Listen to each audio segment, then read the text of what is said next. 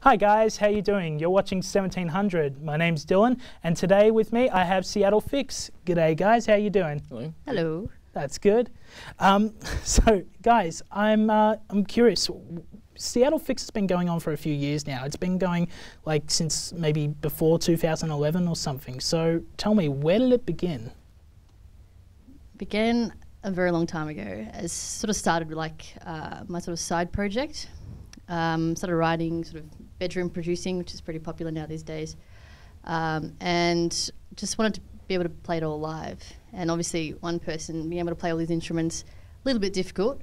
So I started investigating people to play live with, and went through a few rotations of, a few different band members, and then we found Luke, and yeah. I found Seattle Fix. Sorry, that's true. You found each other. other. He came to me. That's right. Yeah. What a beautiful love story. Amazing. It is beautiful. No comment.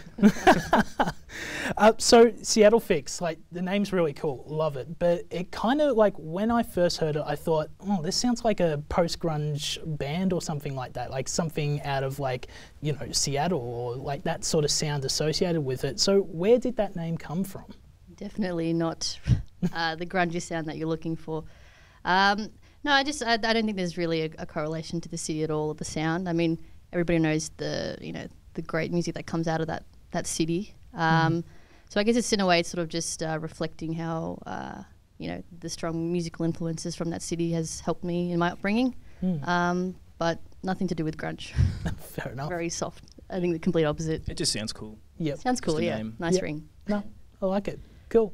So having said that, you said that you used to have other musicians that you used to play with, probably a group of 4 or so, would I be correct? Yes, that's correct. On that note, like you guys are obviously just a duo right now. How do you find, because there's not many bands that kind of do that in this scene, and especially for your music, how do you find a duo works in does it play in your favour at all with your sound, or like what does it do for you? It definitely makes writing a lot easier because Liv and I see eye to eye. Do stuff and to work with other people. Yeah, that's right. I think it's a lot harder. I think because originally we had 3 last year, and then reducing it to 2, we had to sort of take time off, to be able to restructure everything so that we could play it live for the 2 of us. So in that sense, it took a bit of time. But obviously our aim is to try and make it sound just as good live with the 2 of us, so if not better. So, we try and make it work, I guess you'd say. Yeah, the writing's definitely easier, I think. Fair It's just 2 minds agreeing. That's cool. Yeah. Makes it a lot simpler, I suppose. It does. Having said that, your sound sounds not like typical of like the style that you're going for, like synth pop. Like it kind of has its really hard drums and it's really big drums, as well as the really nice ambience of the sound that comes with it. What does that blend? What influences blended your sound? I think there was one article that described us as a love child of the XX and Lana Del Rey, which I thought was quite generous. That is so cool. But I think growing up, we went through a whole heap of different bands, different inspirations. I know Luke's always loved his Smashing Pumpkins, and I've always loved like the XX and Warpaint, and I love Snackadactyl. It's shame they're not around anymore, but Tycho, huge influences in our sound. So I think you can kind of pinpoint bits and pieces in our music that really kind of experiments with the synth pop side of things, as well as the ambient, as well as, Luke's got his heavy drums, so he's happy, and, so I think we try and balance everything so it's not just one-sided, I guess. So guys, you got an EP coming out. That's pretty exciting. That's now, right, we do. Tell us a little bit about it. Like, when's it coming out? What's the name of it? It is dropping this Saturday online, and it'll be on most platforms very soon.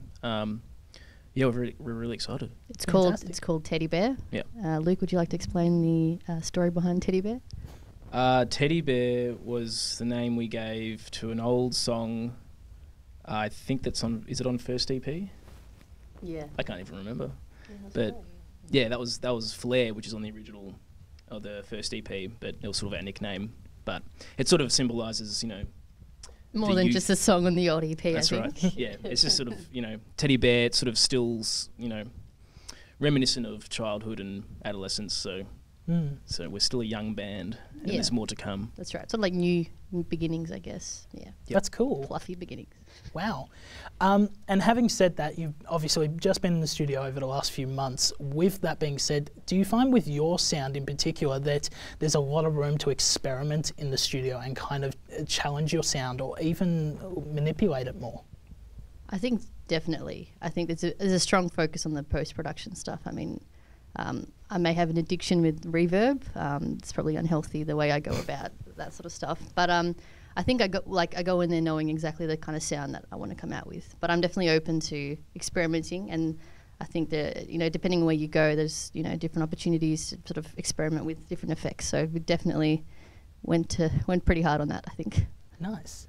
Yeah, I mean, I don't really experiment much as of yet anyway. You used 2 snares though, so you did. Yeah. When I get into the studio, I basically know the song stroke for stroke. Yeah. And then that's how I prepare for it. It's the only other way. That's the only way I know how to Nice. do it. So. Cool. Having said that, with your previous release that came out, you kind of promoted it this year. It was released last year, called First EP. How do you think your sound has developed or changed sonically since you released that?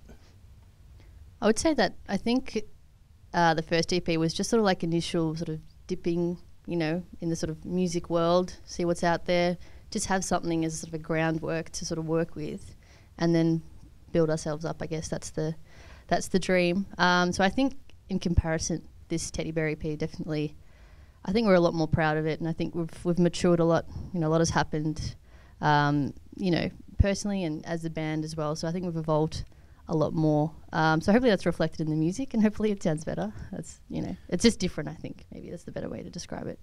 And where can we expect to see you perform live next? Because obviously there might be a launch of some sort, I presume. That's right. We're launching it on the 4th of November at Revolver Upstairs. So that'll be a good night. We can't wait. Awesome, Yeah. fantastic. And with that being said, what's next for Seattle Fix? I don't know. I mean, the world's our oyster, but It is. no concrete plans. But there's enthusiasm enough to keep going and writing. There's a lot of good new songs that we've written just recently that we're even more excited about. I Yeah. am anyway. Yeah. Yeah. No, I think that's pretty well said. I think we're pretty open at this stage. I think we're just really happy to really just have this out to everyone, accessible to everyone, to really have a listen to our baby. Really. That's right. Fantastic. Well, hopefully it doesn't scream and cry too much. No.